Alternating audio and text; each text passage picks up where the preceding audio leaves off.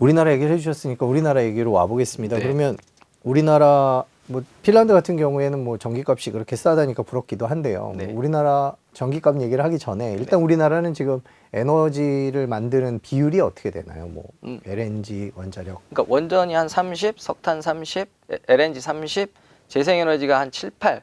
그러니까 이게 30이 조금씩 왔다 갔다 하니까요. 그래서 한 100 정도 구성하고 있습니다. 선진국과 비교하면 재생에너지 비중이 좀 낮은 편이긴 매우 낮은 하네요. 비중이죠. 예. 네. 근데 또 아까 말씀해 주신 대로 뭐 핀란드는 수력이 있고 바람이 잘 부는 나라가 있고 그럼요. 태양이 좋은 나라가 있는데 우리나라는 다 아니지 않느냐라는 네. 한계도 있는 것 같아요. 어떻게 맞습니다. 보세요? 우리나라 잠재량은 생각보다 좋지 않습니다. 그러니까 재생에너지가 좋은 나라들을 보시면 일단 국토의 면적이 넓어야 됩니다. 네. 시간대가 여러 개인 게 가장 중요합니다. 태양광을 할 거면 시간대가 뭐 3개, 4개 정도만 옆으로 긴 나라들은 태양이 여기 비추고 하면서 이쪽이 약간 밤 시간대에 진입을 해도 여기는 여전히 낮이기 때문에 태양광을 비춰가지고 이쪽으로 보내줄 수가 있죠. 네. 그런 나라들이 사실 태양광 잠재력이 좋은 것이고 사막 같은 지역들 이렇게 태양이 굉장히 일사량이 좋은 지역들이 좋은 지역인데 우리는 이제 남쪽에 이제 그런 지역들이 다 몰려 있다고 보시면 되겠습니다. 적어도 우리나라는 그 정도까지 좋지는 않아도 우리나라는 1년 내내 평균을 내보면 태양광이 뭐 구름 끼고 비 오고 오늘처럼 그런 날들을 다 평균을 내서 하루에 4시간 정도 발전을 할 수 있습니다. 그러니까 하루 4시간 이외의 시간 그러니까 20시간을 어떻게 할 거냐를 대책을 세워야 되는 게 우리나라의 현실이라고 보시면 됩니다. 풍력의 질도 유럽에 비하면 유럽의 북극 그 함부르크 위쪽에 독일의 위쪽에 바람 부는 거에 비하면 잠재량이 좋지 않은 게 사실이고요.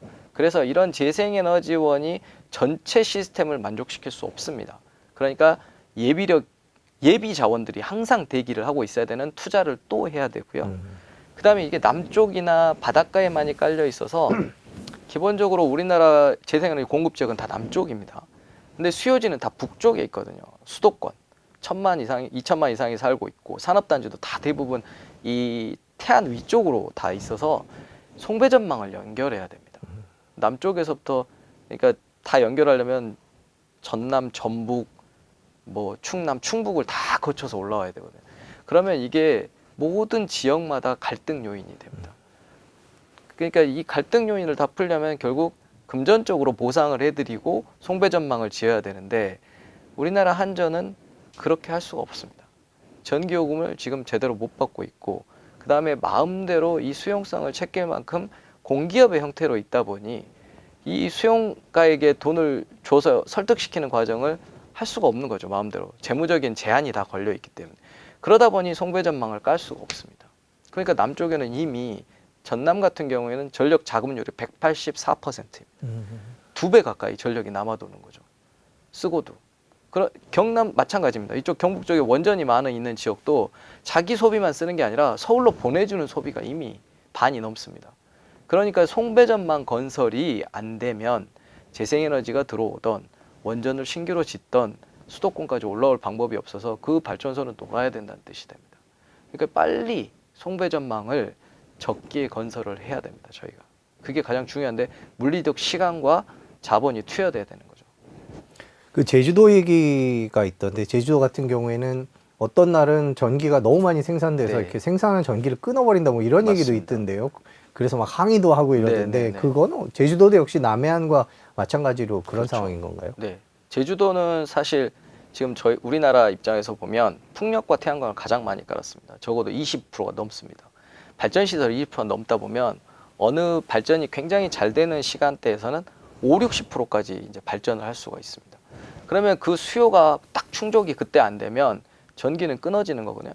그러니까 전기라는 것이 남아도 안 되고 부족해도 안 됩니다. 수요 공급이 그때 시간대마다 탁탁탁 일치를 해야 됩니다. 그러다 보면 이제 이게 많이 돌 때가 있습니다. 태양광이 너무 좋거나 바람이 너무 많이 불거나 근데 갑자기 공장이 이제 주말 같은 경우에 세워야 될 때가 있잖아요. 주말엔 공장이 안 돌잖아요.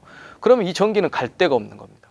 그러니까 어쩔 수 없이 발전 시설을 갖고 계신 분들의 재무적 손실을 감안하고도 커테일이라고 하는 출력을 끊어버리는 겁니다. 그러면 이제 이분들은 자기가 이제 돈을 투자해서 만들었는데 전기를 못 파는 상황이 계속 지속적으로 발생하면 손실이 누적되지 않겠습니까? 엄청나게 이제 화가 나시는 거죠. 발전 시설을 지었는데 쓸 데가 없다. 그러니까 발전 시설을 지을 때는 수요가 있는지를 확인을 해야 됩니다. 근데 제주도에는 공장도 없고 산업단지도 없습니다. 근데 이제 태양광과 풍력은 굉장히 많이 깔려 있고 쓸 데가 없는 거죠. 그러니까 보상 없이 끊어버리고 있습니다. 이제 이런 것에 대해서 항의 또는 이제 이거를 운영하시는 제주도의 공무원들은 굉장히 곤란하신 상황이 되고 서로 간에 이제 얼굴을 붉힐 수밖에 없는 상황이 점점 벌어지고 있어서 이제 정부가 대책을 내놓은 건 이겁니다. 해저 케이블을 깔자, 남쪽으로. 네. 제주도에 남아동 있는 전기를 남쪽 해안으로 HVDC라고 하는 하이 볼티지 케이블을 깔아가지고 내륙으로 보내보자. 그러면 내륙에서 쓰지 않겠나 이런 생각을 하고 깔고 있습니다만은 정말 이것도 문제가 많은 게 남쪽에 도달한 전기는 과연 쓸 데가 있느냐. 우리 남쪽 해안에도 산업단지, 아까도 전남도 지금 전기가 남아돈다고 말씀드렸지 않습니까? 이 전기는 또 남아돕니다.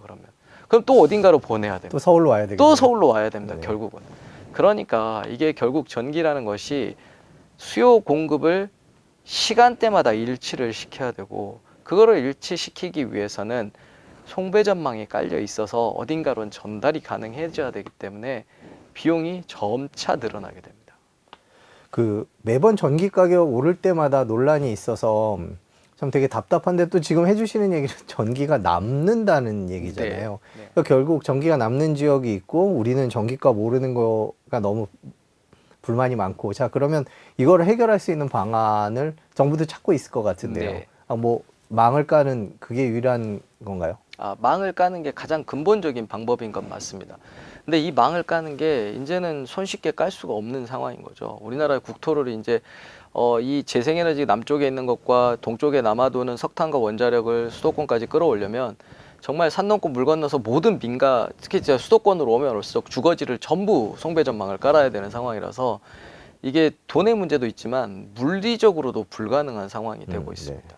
그래서 이제 어떻게 하려고 하냐면 남쪽에 있는 거는 서해 해저 케이블을 깔아서 서해안이요. 네. 해저 케이블을 수도권까지 끌고 오겠다. 그러면 이제 내륙에서의 이 갈등은 없을 거니까 바다 쪽으로 한번 끌고 와보자. 이런 아이디어를 내고 있습니다. 근데 그것도 사실 어민들이 다 작업을 하고 계시는 것들이라서 쉽게 깔기 어려울 거라고 저는 생각을 하고 있고요. 돈도 굉장히 많이 들고 이 기술 자체도 아직까지도 우리가 확정돼 있는 기술은 아닙니다. 그래서 이제 송배전망을 까는 게 가장 기본인데 이것도 생각보다 시간과 돈이 많이 들 것 같습니다. 그러면 이제 뭘 해야 되냐면 수요를 이전하는 것입니다. 공급지에 특히 이제 남해안이나 제주도 지역에 공급 사이드는 늘어나 있기 때문에 수요를 늘려주고 수요를 매칭시키는 과정을 좀 해보자라는 게 분산전원이라는 것이죠. 분산전원이 되면 결국 그 지역의 전기 가격을 인하해주는 지역 요금제 같은 걸 만들어서 그 지역에 맞는 요금제를 저렴하게 하면 공단이 혹시라도 이전해 오는 공단이 있을 수도 있겠다. 또는 그 지역의 세금 혜택 같은 걸 지자체가 주면 이제 매칭이 되고 그렇게 매칭이 되면 이 남아도는 전기를 그때그때 쓸 수 있는 수요 이전, 수요를 매칭시켜주는 과정을 이제 해보려고 합니다.